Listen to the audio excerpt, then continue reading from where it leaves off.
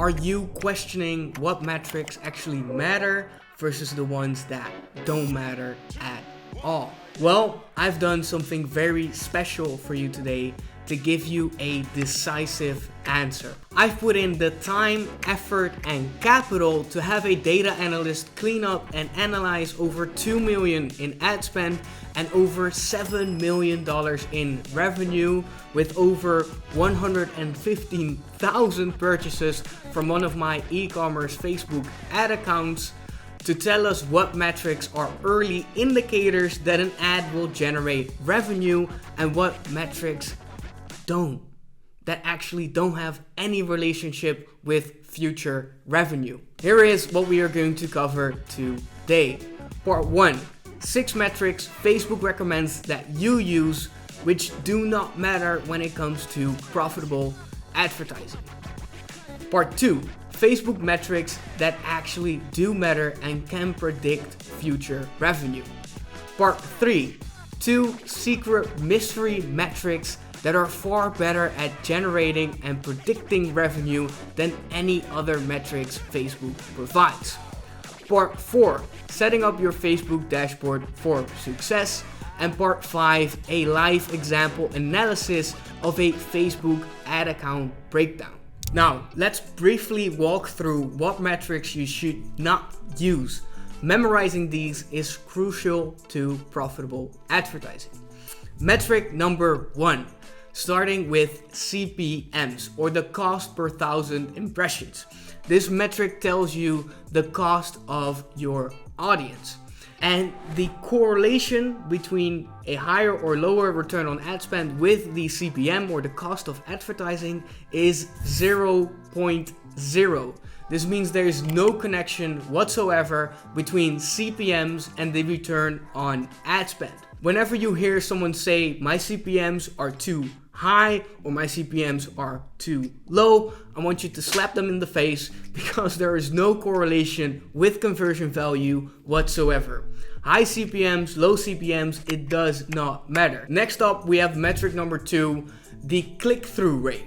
This is the percentage of people that interact with your ad, and the relationship between CTR and return on ad spend is again 0.0. The CTR says nothing about the conversion value an ad will drive.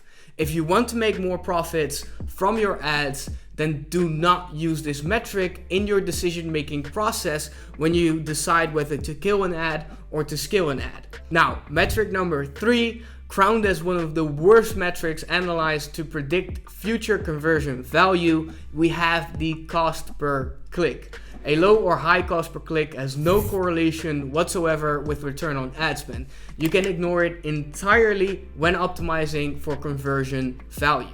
But now, metric number 4 is very special because we come across the first metric that goes off the platform of Facebook and points the traffic from the platform to the site. We have the link click CTR. And again, there is no correlation whatsoever between this metric and purchases. So don't use it when deciding what ad to kill and what ad to scale. But how about metric number 5, the cost per link click, which in this case tells us how much we paid per click to our website. Again, no correlation. Metric number 6, the cost per landing view, also no correlation to speak of. And now we enter part 2 of this video, the 2 Facebook metrics that actually do matter. These are the first 2 metrics where there is indeed a relationship between the return on ad spend and that exact metric. The correlation between return on ad spend with the cost per add to cart is 0.2, which officially makes this a small but significant negative correlation between the two. Now this may sound a bit confusing, but here's what it means. A high cost per add to cart will decrease the return on ad spend on average, and a low cost per add to cart will increase the return on ad spend on average. Now what I want to emphasize and what I'd like for you to notice is that this metric is distinctly different from all the other metrics we've been discussing. This is the first metric that tracks purchase intent. When someone adds a product to their cart, that person has an actual intention to buy the product. They've seen the ad, they've seen the landing page, they've seen the price of the product, and now they have an actual intention to buy that product. This is very different from a click on the ad or a landing page view, because even though there might be some interest with a click on the ad or a landing page view, there is no real intention to buy the product at the time of the click or when deciding to go to the landing page. Because in 90% of the cases, they don't even know the price of the product, nor do they know enough about the product to make a purchase decision. This is why all the on-platform metrics have no correlation at all with purchase conversion value. Instead of optimizing for those top of funnel metrics, which are uncorrelated with revenue from purchases, optimize for metrics that have correlation with purchases, the metrics that are further down in the funnel that track purchase intent. A cheap add to cart will result in a higher return on ad spend on average, and if your ad generates extremely cheap add to carts and a higher return on ad spend, who even cares about the click rate or the cost per landing page view? Just like add to cart, a higher initiate checkout cost will result on average in a lower return on ad spend, and a lower cost per initiate checkout will on average result in a higher return on ad spend. And now it is time to reveal our first secret metric. The metric which no one is using, that has an even stronger correlation with a higher return on ad spend than cost per add to cart and cost per initiate checkout and any other metric Facebook provides to you. The correlation between return on ad spend with the add to cart percentage is 0.22, which makes it relatively much stronger than any other metric we so far discussed, like cost per add to cart and cost per initiate checkout. This metric is even stronger correlated with return on ad spend than the cost per purchase itself. This metric calculates the amount of add to carts and divides it by the amount of link clicks. It shows you the percentage of link clicks that lead to an add to cart.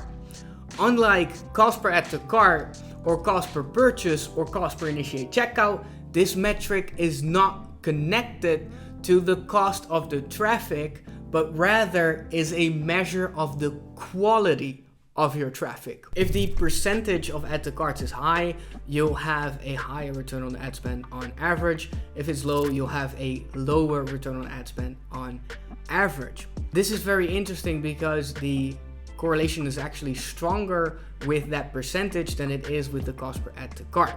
This makes an interesting case that the quality of your traffic is actually more important than the cost of your traffic. Just like the percentage of add to carts is extremely strongly correlated with a higher return on ad spend, so is the initiate checkout percentage, which is our second secret predictable metric that we're revealing in this video.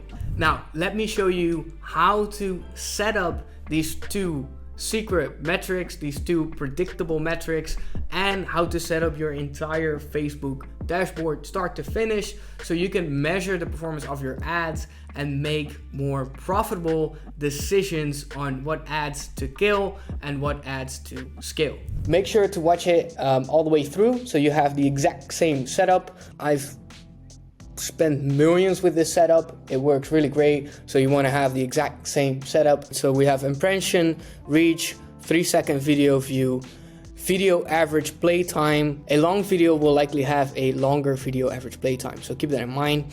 Then we have the unique clicks, unique outbound clicks, unique CTR, unique link click CTR, so how many clicks actually generate a click to the website. We have the cost per unique click, cost per unique outbound click, cost per landing page view, cost per content view, add to cart, cost per add to cart, add to cart percentage, which is our magical number. Then we have checkouts. Then we have cost per initiate checkout. Then I'm going to show you how to set up the initiate checkout percentage. It's exactly the same for add to cart percentage. So I'll only show you the initiate checkout percentage, and then you can do the add to cart percentage. Then we have results, cost per result, purchase conversion value, amount spent, and return on ad spend. Result rate, and lastly, frequency, which tells us how many ads that person or one individual, so one unique person, has seen in total. So this is on the campaign level, which is 2.2, but then on the ad level, this metric changes because just because they've seen 2 ads of ours doesn't mean that those 2 ads are the exact same ad. All right, and then we have the date created. So let me show you how to set up the initiate checkout percentage, which is the strongest metric with the most and strongest correlation with return on ad spend, along with the add to cart percentage. So we go and we select these columns, then we do customize columns, and then we have on the right, we have all these metrics. So set it up in the same way so that you have the entire funnel as well, and you can see how engaged they are and how interested. All right, then we go to create custom metric, and we're going to give it a name. I like to give it IC percentage for initiate checkout percentage. Then we do percentage, and then we select initiate checkouts divided by the link clicks. I use unique link clicks instead of unique landing page views or landing page views, because unique link clicks is actually a more accurate number because it is not tracked with the pixel but on platform, and on platform there is no loss that I'm aware of, but once people go to the site you will have loss due to iOS 14, tracking issues, privacy regulations and all that stuff. So I do use unique checkouts initiated from the API and from the pixel because you have to, right? Now this is the calculation. We do create metric, and then what I like to do is I like to select it and then put it right behind my cost per initiate checkout, right? Then you can save it, you can give it a name,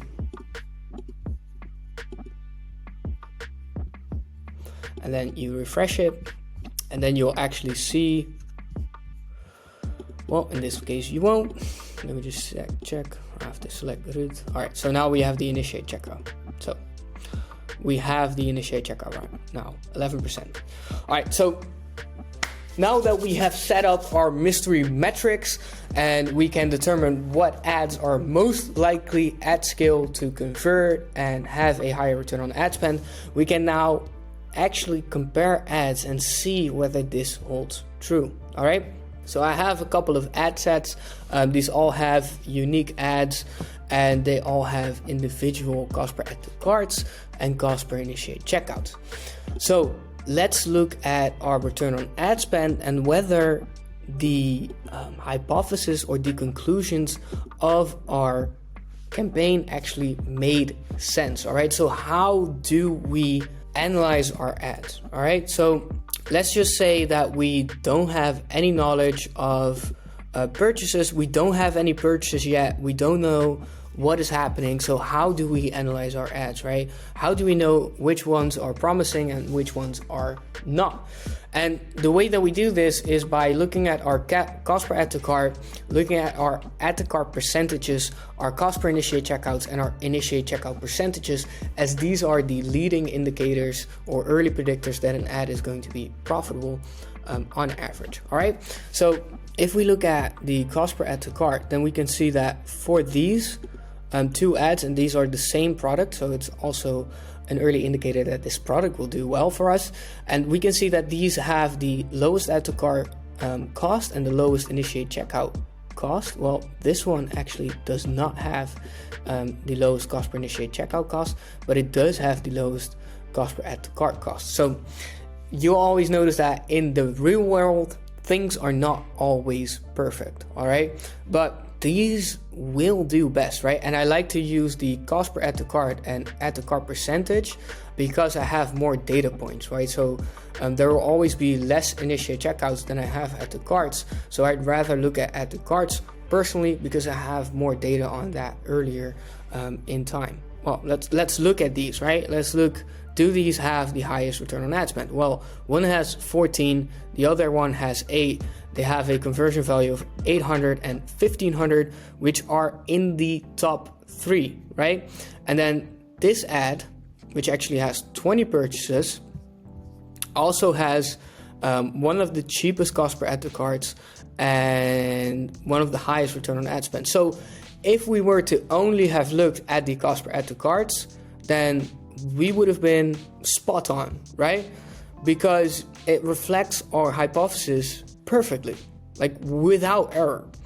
The cost per initiate checkout is off on 1, right? So this one is off. So it is kind of an anomaly in this case. But if we look at the cost per add to cart, we wouldn't have killed it, right? Because we know, well, let's run it for a bit longer because it actually has a good cost per add to cart. Now, for the other ads that are less profitable, right, ROAS of 2, 5, and 2, still decent depending on what your metrics are or your profit margins. But once we compare these, we can actually see, well, kind of high on these initiate checkouts, not that cool if we compare it relatively. And then if we look at cost per add to carts, well, it's actually almost twice as high here and definitely twice as high here. So that is very interesting.